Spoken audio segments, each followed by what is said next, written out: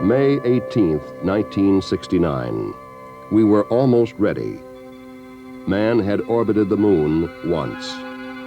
Man had test flown the Lunar Module, the lunar landing craft, in Earth orbit once. But before we would commit men to a lunar landing, there were still a number of things to be worked out. This was the mission of Apollo 10. In the words of its commander, Tom Stafford, to sort out all the unknowns and pave the way for a lunar landing.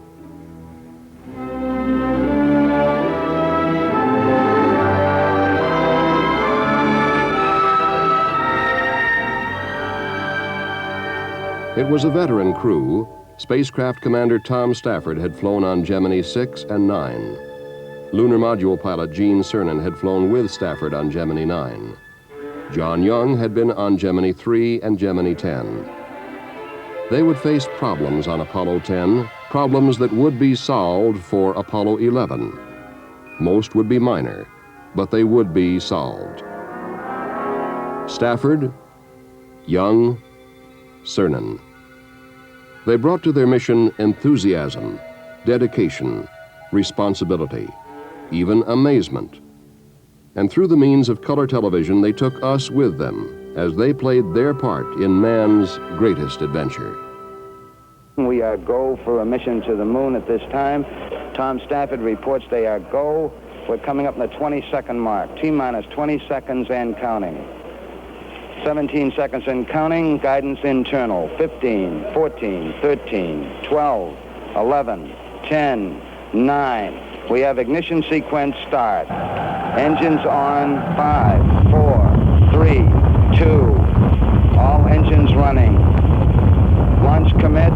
Liftoff. We have liftoff 49 minutes past the hour.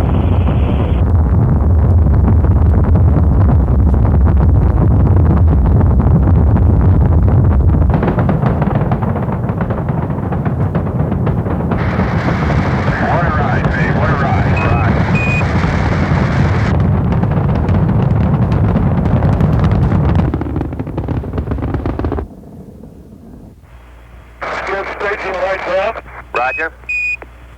Good ignition on the second stage. Man, that staging was quite a sequence. Just like old times. It's beautiful out there.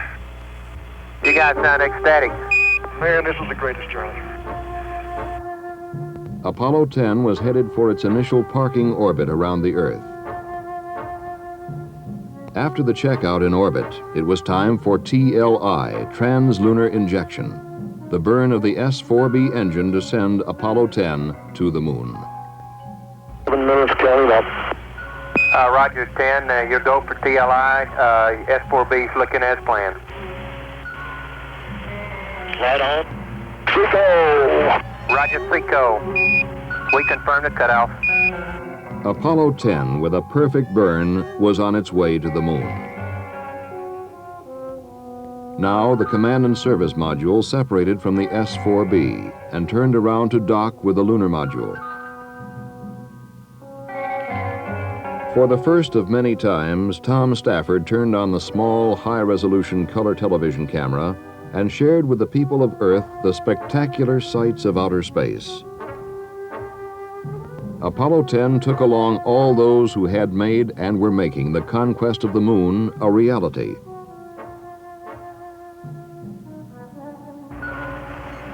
Charlie, we can't be more than about 5-10 feet away. Roger. 10 is looking real stable to us. We show you closing slightly. Roger. Be docked in a second, I hope. Roger. 10, Houston, you're looking good. We can see the markings in the rendezvous with it. It looks like you just docked. Roger, got a capture. You haven't fired yet. Roger. Snap, snap, and we're there. Got 2 grays. Roger. You saw the docking, Charlie. Gene, we can read the numbers on the limb docking window. During the docking, Apollo 10 encountered its first problem. The mylar containing the insulation on the spacecraft hatches had broken, releasing a snowstorm of fiberglass in the zero gravity. And we're going to have a heck of a cleaning job here. They had insulation all in the seal, all in the valve, and it is really a heck of a mess up here. For Apollo 11, it would be fixed. Then we watched as they pulled free of the S-4B and got our first live color pictures of the blue planet Earth. Charlie, this is it's so hard to describe. You can go right up past Alaska and you can see the polar caps. It's incredible. Well, we see it all here, Gene. Its colors are really beautiful. That's great. And the blackest black that you ever could conceive is the setting for all this. Right. So Stafford, Young, and Cernan began their coast away from Earth, their speed continually dropping as the arms of Earth's gravity tried to pull them back. To control the temperature of the spacecraft, they performed a slow, steady rotation. Yeah, it sounds like shortly we'll soon be about 55,000 miles out, huh? Yeah, that's right. Sounds like a long way from home, Joe. It was time to continually check the trajectory and the spacecraft. The command module, call sign Charlie Brown, the lunar module, Snoopy. It was time for conversation, and it was time for showing the people at home on the Earth what space travel is like. And up here, for one time, you have your choice. If you don't like things right side up, you can go upside down. I just do whatever he says. Roger, down here. Okay, we got one of you in each direction. That's the only way to fly. Farther and farther from Earth, Stafford, Young, and Cernan flew on their wingless flight. Now, off the rotating home planet, day and night became only a progression of minutes as the spacecraft rotated at 3 revolutions an hour. They're about to finish that ambulance thing, and we're going to psych out. Okay, and tomorrow we should be around the moon. Roger.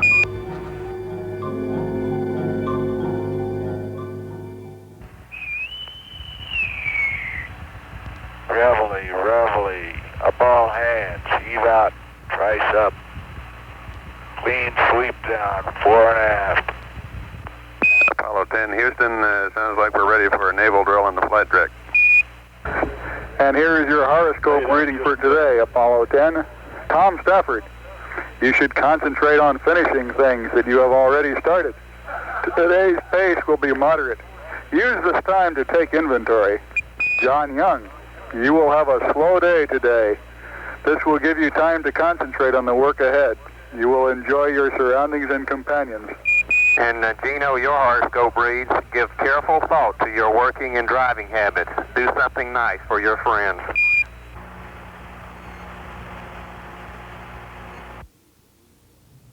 The crew of Apollo 10 was getting ready for lunar orbit.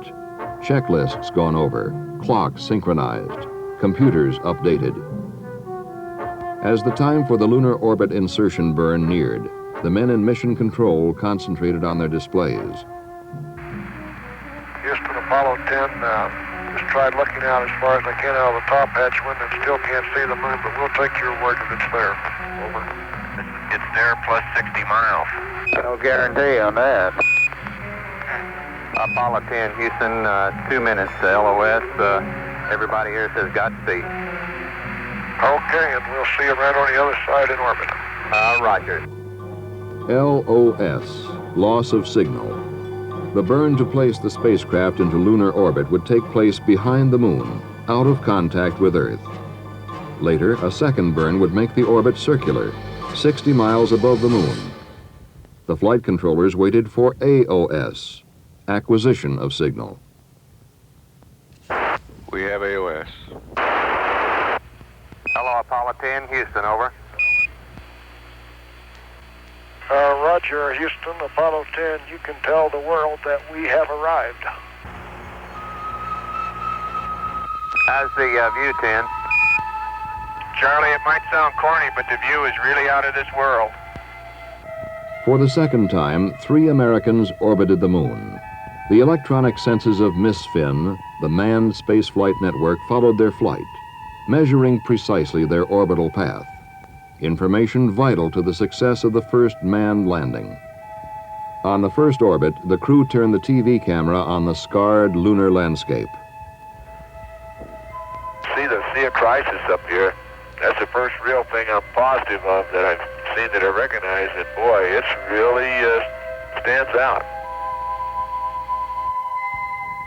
Stafford, Young, Cernan. 250,000 miles from Earth. 60 miles above our desolate satellite.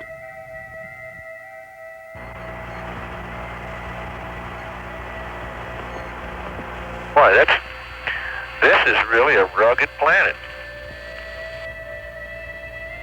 But also looking out at the horizon and some of the mountains we can see down here, that's going to be a real kick tomorrow down at 50,000 feet. Over. We copy that.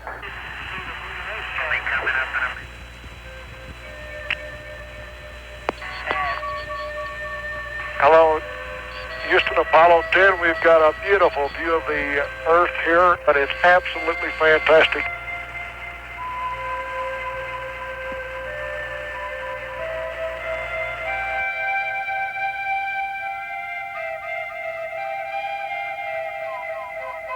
Now it was time for Lunar Module pilot Gene Cernan to crawl into the lunar module called Snoopy to check it out for the next day's descent. His evaluation? And I personally am very happy with the fella, and I hope we can give you as good a report tomorrow. You bet your life. Hey, you watch Snoopy well tonight and make him sleep good, and we'll take him out for a walk and let him stretch his legs in the morning. Oh, okay. The next day, Stafford and Cernan were in the lunar module, John Young in the command module called Charlie Brown. They checked out Snoopy for the last time. One of the items involved venting the tunnel connecting Snoopy and Charlie Brown to make sure that the spacecraft hatches did not leak. Roger, I say again, we cannot get the tunnel to vent, over. Roger, understand, tunnel will not vent. This was a real problem. The vent pipe seemed to be clogged. However, the hatch integrity was checked by reducing the pressure in the lunar module. The inability to reduce pressure in the tunnel also caused a 3.5 degree rotation between the two spacecraft. Not enough to endanger undocking, but for Apollo 11, it would be fixed. Okay, Charlie Brown and Snoop, 3 minutes going over the hill. You go for undocking, and we'll see you around the other side. Roger. Roger. The undocking took place behind the moon.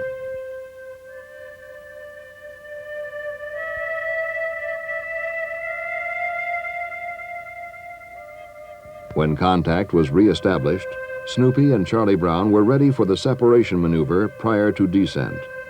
The word from John Young and Charlie Brown was, You'll never know how big this thing gets when there ain't nobody in here but one guy. You'll never know how small it looks when you're as far away as we are. Hey, John, if you get a chance, you can turn on the radar transponder and we'll correlate the VHF ranging with it. Okay, my transponder is on. Transponder is on and the test switch is in operate. I should be getting a radar signal here, and I sure don't. an electronic piece of radar equipment in the command module was not functioning. Without it, there would be no rendezvous and no low-orbit descent in the lunar module to the moon. In mission control and in the two spacecraft, switch positions and procedures were rechecked. For the descent and subsequent rendezvous were the heart of the Apollo 10 mission. From mission control, one last-ditch instruction was sent up. Roger, how about trying to recycle the power switch, Charlie Brown? In the command module, Young turned the switch off, then on again. Hey, that did it, you guys. It's on. Hey, and I got signal strength, though, buddy. What do you know about that? A little thing, a stuck switch, but for Apollo 11, it would be corrected. Okay, Jose, say adios, and we'll see you back in about 6 hours. Right. Have a good time while we're gone, babe. Yeah, Yeah, don't get lonesome out there, John. And don't accept any TEI update.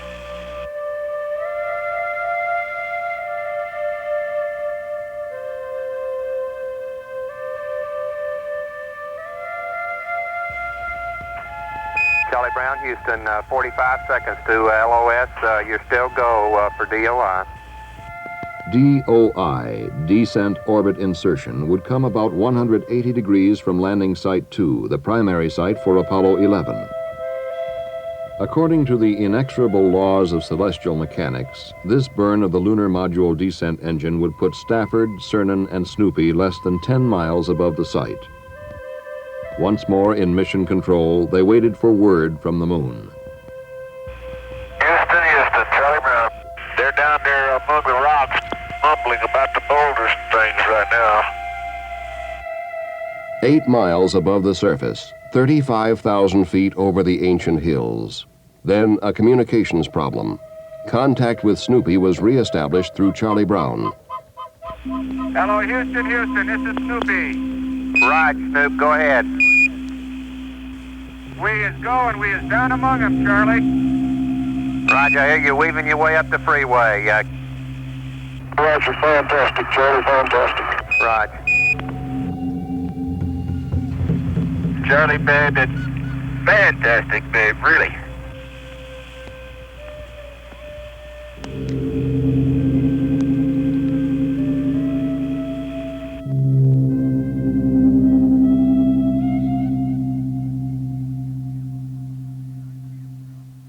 We just can't believe what we're seeing. I tell you, Joe, this satellite of ours, this moon of ours, had a rough beginning somewhere back there.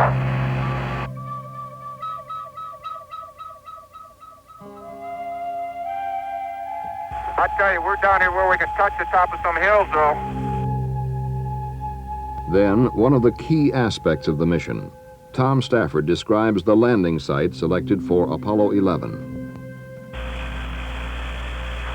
Yeah, okay, the approach end looks a lot smoother than some of the orbiter photos show. It still estimate 25 to 30% a semi-clear area, so if the LEM has enough hover time, at least from what we can see at 50,000 feet, it should not be a problem. Or if you come down in the wrong area and you don't have the hover time, you're going to have to shove off. Now it was time to begin the rendezvous. On this first low orbit, they would make the initial burn to put Snoopy and Charlie Brown into the proper phase relationship for the coming maneuvers. Okay, we're burning, John, we're burning. Snoopy was now ready for the rendezvous sequence to be performed on the next orbit. Once more, they rounded the battered face of the moon.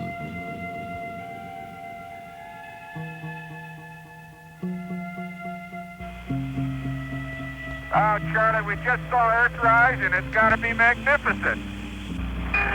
Charlie, I don't know how the big man must see things, but if his view is any better than ours, it's got to be fantastic.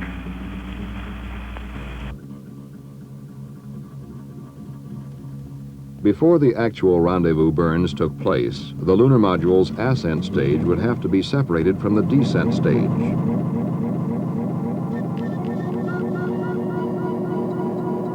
But during the separation, something went wrong. Snoopy began to roll rapidly. Get out of there, babe. That's that last attitude. Snoop, Houston, we show you close to gimbal lock. Yeah, okay, something went wild there on that staging. And we're all set. We didn't lock it. We're going ahead to the autumn. Charlie Brown, Houston, they got staging. They had a wild gyration, though, but they got it under control. It was an unexpected system malfunction. Stafford and Cernan quickly had it under control. In fact, Tom Stafford and Gene Cernan were never in any kind of danger, but for a few seconds, they didn't know that. For Apollo 11, it would be found and corrected. Now, the rendezvous sequence came step by step. It was old hat for the veteran crew. In Gemini, Stafford had flown 5 rendezvous, Cernan 4, and Young 3. So Snoopy rose up from the moon to join Charlie Brown. Hey, Joe, we're about ready to dock. Stand by. Okay, John, you're into about 5 feet, babe. Looking beautiful. Hello, Houston. Snoopy and Charlie Brown are hugging each other. Roger that. We heard him down here. But the day was not over yet. They still had to prepare the ascent stage and command module for their final separation. We're all back in the command module. The tunnel's all locked up, and we're in attitude and standing by the SEP here when you give us the word. We can go ahead and separate now, Charlie Brown. Okay, Houston, we'll give you a countdown. We're all set to go for SEP. We'll give you a 5 count. 4, 3, 2, 1, fire. Dan, when he leaves, he leaves. Yeah, it was right into the sun, babe. Right into the sun. Actually, like Tom said, there's a lot of people who did a good job, and I tell you, these vehicles so far, that little Snoopy was a real winner. We concur. That big Charlie Brown is no slouch either. The next day, Apollo 10 stayed in orbit around the moon. The orbital deviations of Apollo 10 were being determined with greater and greater precision. On board, there was more photography, more landmark tracking and navigation. With each revolution, the figures were being pinned down closer and closer in preparation for the arrival of Apollo 11. Joe, Jack Smith, there's some very interesting looking things that sort of look like volcanoes. There's one on the backside that if it was in a different setting, you could call it Mount Fujiyama. I saw.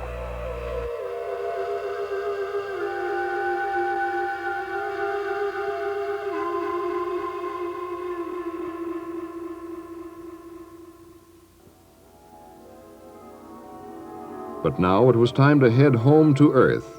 Trans-Earth injection. The one burn of the mission that absolutely had to work.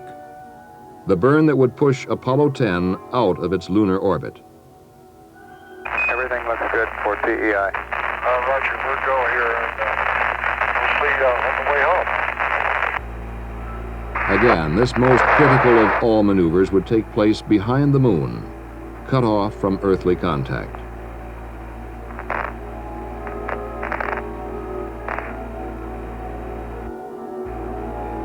Roger, Houston, we are returning to the Earth. Over.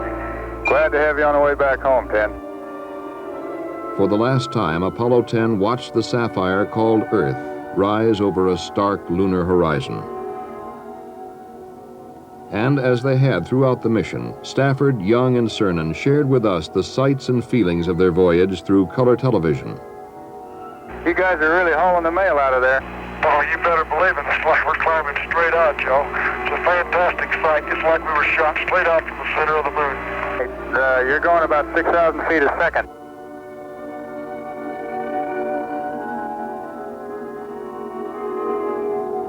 As the crew of Apollo 10 hurtled earthward, they decided to perform one more test. A test not in the original objectives of the mission, but a test that would solve a problem that had baffled space engineers for years. Somebody finally came up with the idea of using a razor and brushless shaving cream. That's amazing, 10. Absolutely. That's what the space age does for you. I tell you, Charlie, that's one of the most refreshing things that's happened in the last couple of days. That was really great. You guys really look good.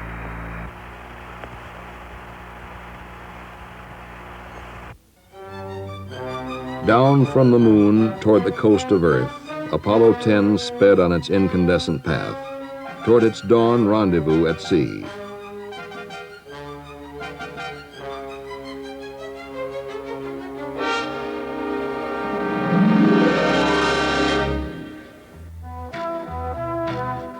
Problems had been met, faced, and solved, for that was the mission of Apollo 10, to sort out the unknowns and pave the way.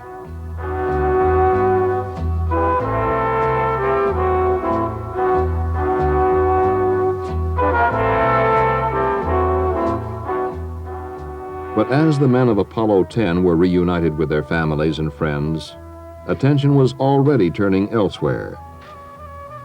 Apollo 11 had been rolled out to its launch pad even before Apollo 10 had entered orbit about the moon. Now it stood, pointed toward a distant lunar sea. How much we're going to progress in the future is left to your imagination. But if we harness our energies and keep our perspectives right, the goals are unlimited.